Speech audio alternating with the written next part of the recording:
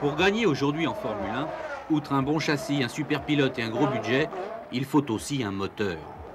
C'est une évidence, et pourtant, elle apparaissait moins clairement il y a quelques années, quand seuls Matra et Ferrari disputaient les palmes de la victoire au Ford Cosworth.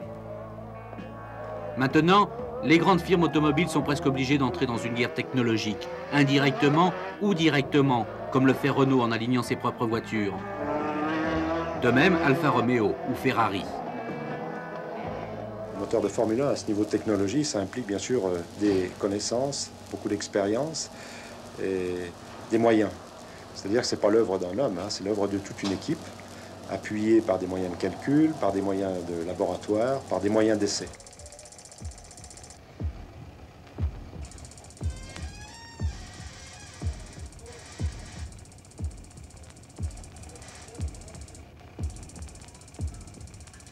Donc il est évident que dans cette affaire, moi je suis le chef d'orchestre, mais je ne suis pas tout seul. J'ai toute une équipe derrière moi qui travaille, qui dessine, qui conçoit, qui essaye, qui calcule. Et c'est un travail qui dure des années. Un moteur de course. Une idée qui trotta d'abord dans la tête des gens de chez Elf et que Renault concrétisa. Vous savez que le moteur a été créé pour en faire un 2 litres atmosphérique, puis il a été converti en suralimentation pour faire Le Mans.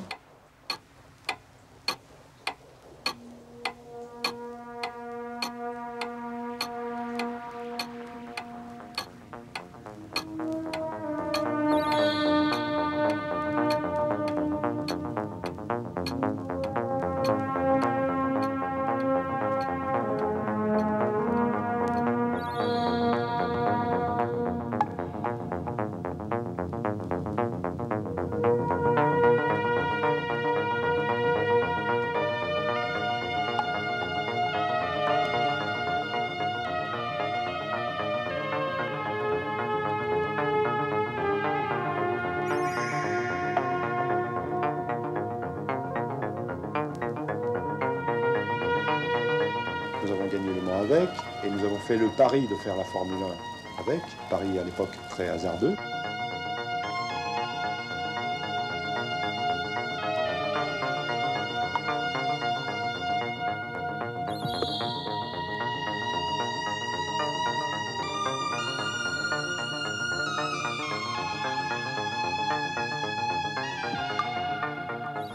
Finalement, nous avons réussi, puisqu'à l'heure actuelle, toute la Formule 1 utilise des moteurs turbocompressés, et que nous avons gagné avec notre moteur, qui était à l'origine fait pour tout à fait autre chose, quand même 15 Grands Prix.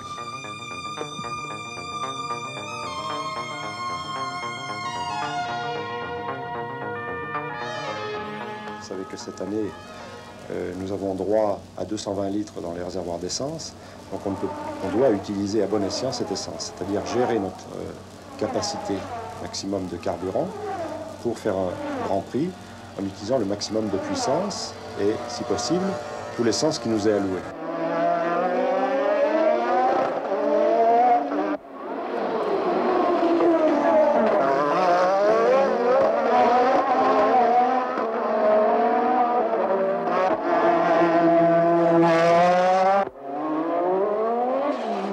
Et la fiabilité, on l'obtient par des actions à différents niveaux.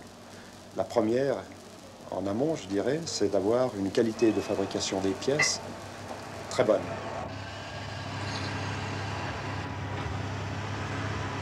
Et quand on dit très bonne, c'est un niveau d'exigence tout à fait exceptionnel que l'on a auprès de nos fournisseurs. C'est pratiquement le défaut zéro que l'on demande.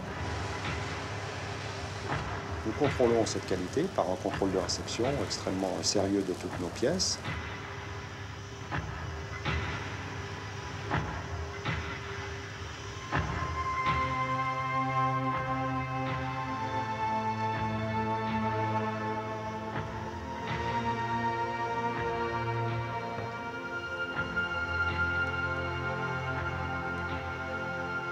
Ensuite, au deuxième niveau, c'est la qualité du montage. Donc, c'est responsabiliser les gens, les mettre dans un climat de confiance tel qu'ils montent avec le minimum d'erreurs.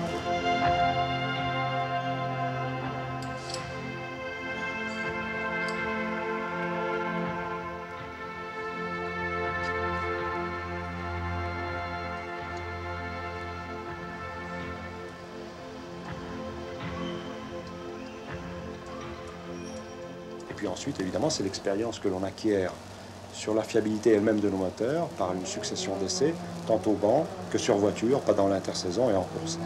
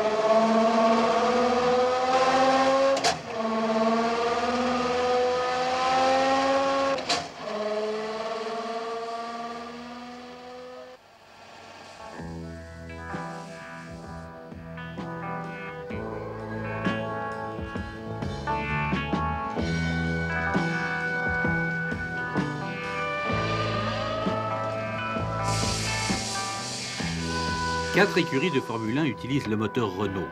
Renault, bien sûr, mais aussi Lotus et Ligier, rejoints par Tyrrell dès le Grand Prix de France.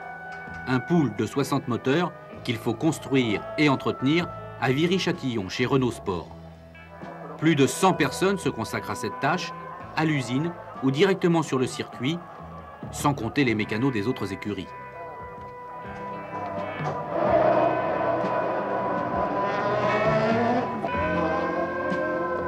Ces moteurs sont suffisamment fiables finalement pour être utilisés 2 fois de suite dans les séances qualificatives et également les 2 jours d'essai pour préparer la course. C'est de Lotus que viennent les succès du moteur Renault cette saison. Une extraordinaire moisson de pole position due au jeune prodige Ayrton Senna, qui a permis à Lotus, et donc au moteur Renault, de renouer avec la victoire. Donc on fait en moyenne entre 400 et 700 km avec chacun de ces moteurs. Pour un moteur spécialement fait pour la qualification, si vous appelez ça comme ça, c'est pas mal quand même. Chez Ligier aussi, on a droit au moteur Renault, une association qui dure depuis 2 ans déjà. Aucune puissance n'est jamais avouée. Il est vrai que la puissance d'un moteur turbocompressé dépend de la pression des 2 turbos. Or, ce renseignement est gardé jalousement secret pour ne pas donner d'indication aux adversaires. En tout cas, on ne nous a pas désavoué sur le chiffre de 1000 chevaux, mais on ne saura jamais à quelle pression. Nous utilisons des moteurs de course dans lesquels on est capable de souffler très fort pour faire de la qualification. Mais à proprement parler, nous ne pouvons pas dire que nous utilisons vraiment un moteur de qualification, puisque les moteurs de qualification sont en fait des moteurs d'essai utilisés sur les 2 jours, le vendredi et le samedi, et dans lesquels on souffle fort au moment de la qualification. Mais ces moteurs nous permettent de préparer en toute connaissance de cause la course.